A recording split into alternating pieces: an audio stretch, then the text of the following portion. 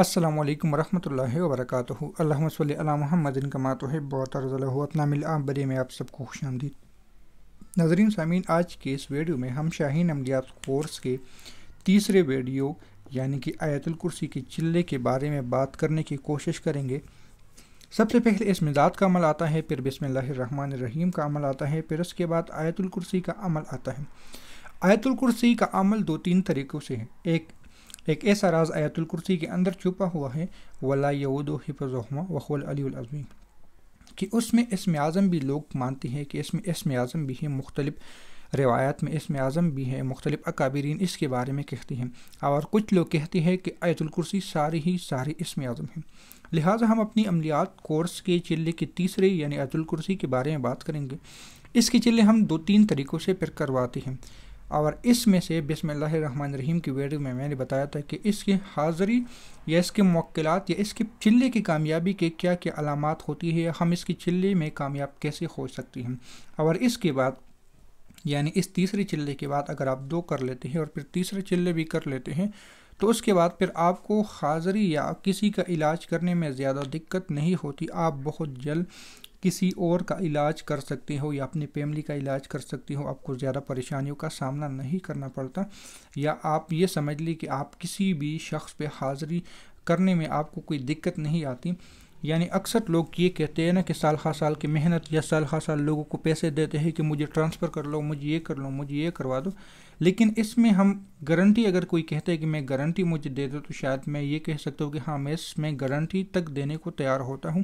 لیکن اگر آپ ہمارے کہنے کے مطابق اس میں ذات اور بسم اللہ الرحمن الرحیم کے چلے کو باقاعدہ سے کر لیں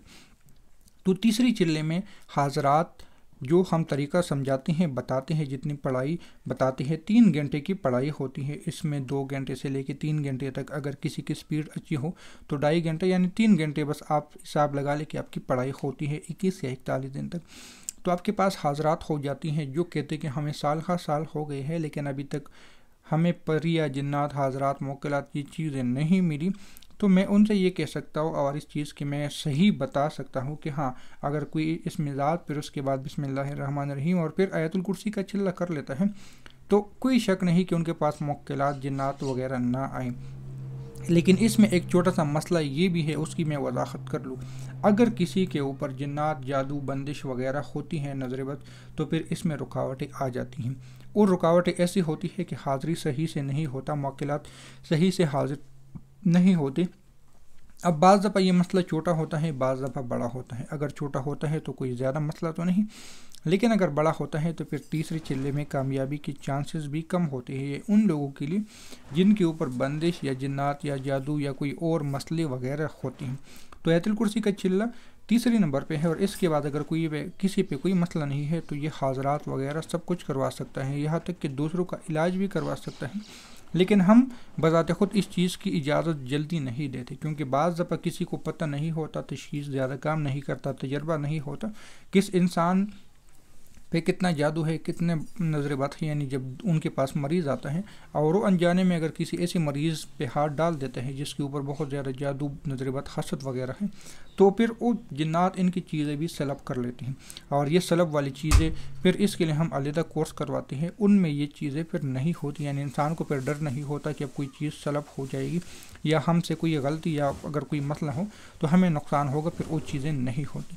تو یہ آیت الکرسی کے چلے کے بارے میں تھوڑی سی باتیں تھی، یہ ہمارا تیسرا چلہ ہوتا ہے، اور پھر اگر کوئی اس کو کر لیتا ہے تو ان کو پھر یہ تمام چیزیں